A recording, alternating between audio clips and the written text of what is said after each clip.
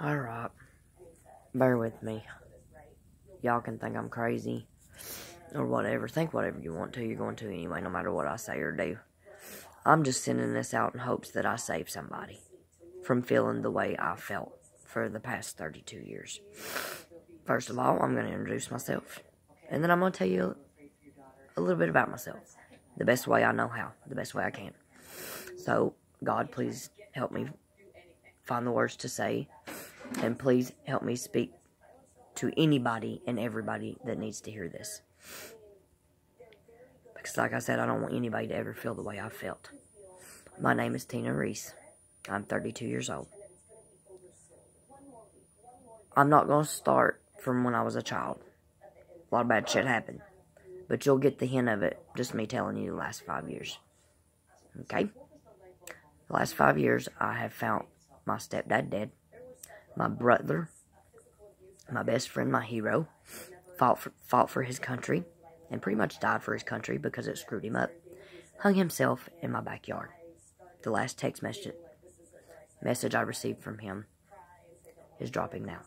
Now, I'm not looking for your sympathy or even your empathy.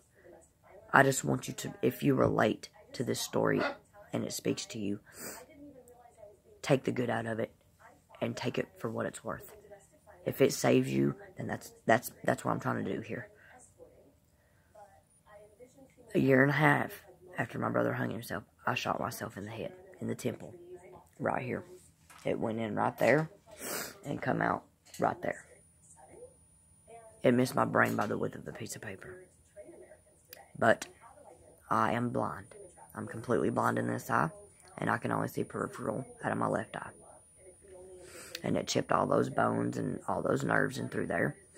So I lost my sight, my smell, and my taste. I have 2 senses left. That's hearing and feel.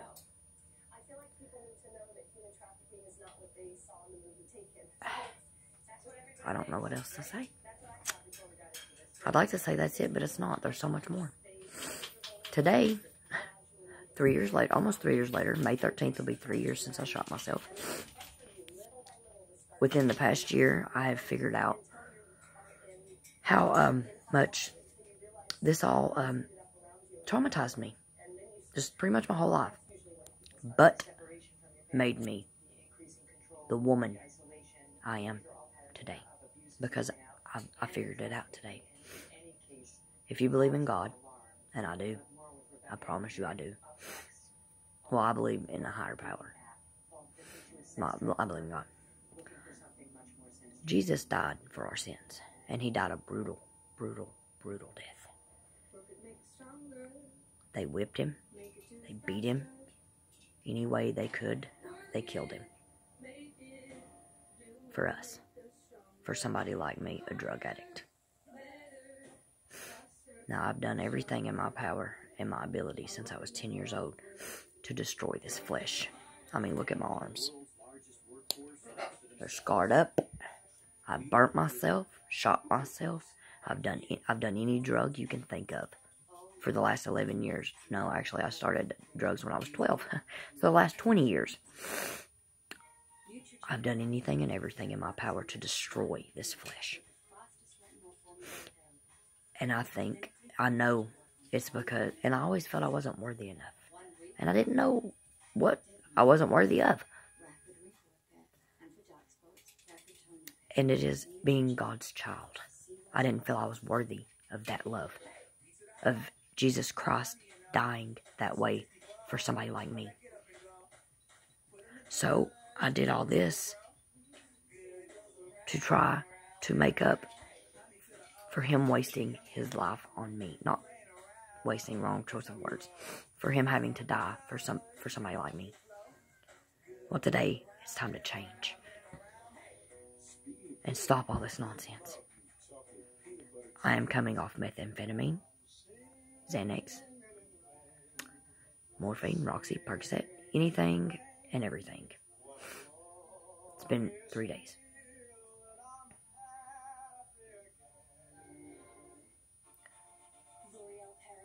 You know, I only got so many lives. In 2009, a jealous boyfriend killed me. I was on a ventilator for 2 months. I forgot to mention that. And then 3 years ago, I was on a ventilator again. I feel I'm out of lives. It's time to walk that talk. Yeah, I'm going to fall along the way. But with the grace of God, I will stand back up and dust myself off and try again. I'll try till I die. And I'm not going anywhere until God says it's my time. Jesus didn't deserve to die the way he did, and I don't deserve to die. I've spent my whole life trying to kill something that I never allowed to live to begin with. Even before I started the drugs, I didn't feel worthy. But I am. Everybody is worthy. So no matter how bad it is, it does get better. Maybe not much better. And maybe it don't even really get better. You just learn how to cope with it better. I'm not here to make you a bunch of promises. But it does. It's not the end of the world. You know, tomorrow, well, I'm not going to say tomorrow because tomorrow never comes. It's either yesterday or today. It'll get something, okay? It won't be as bad as you think it is. It's not as bad as you think it is. Somebody's always got it worse. Always. Promise you. You caught a 10-pound fish, they got a 30-pound fish. You know? I mean, and smile at a stranger. You never know. That's your smile. And your hello might save their life. If you had somebody's life in your hands, what would you do? What you do? Your words can kill. I was cyberbullied the night I shot myself. I was cyberbullied, told to kill myself. And then just yesterday, the same girl started again. Said me and my brother were incest and all that and all this. That's why he killed himself. Yeah. I was flabbergasted. Like, I wanted to rip her face off. But all I could say to her was, I'm going to pray for you. Because it takes a sick and twisted, demonic, and maybe that's me being judgmental, person to even speak those words, or to even think those words, let alone speak them to life. That takes a lot of hatred. And you need love, baby. I need love. And I'm getting love. So, just remember, if you ever need a friend, I will listen. I don't care who you are. I don't care what you've done. It's not my place to judge. Or to say anything bad to you or harsh. Your life has meaning and it has worth. And you deserve to live. Don't ever let anybody or anything ever make you feel low enough to make the decision that ain't even yours. It's God's decision. Don't play God. Because you will get punished. I took my eyes for granted. I took my nose for granted. I took my taste for granted. God giveth, he taketh. So by God, it's time to stand and fight. And I would love to have a good support system. Because as of right now, my decisions in life, I don't even have a mother. When I shot myself, my whole family turned their back on me. That's okay. Because you don't have to be blood to be family.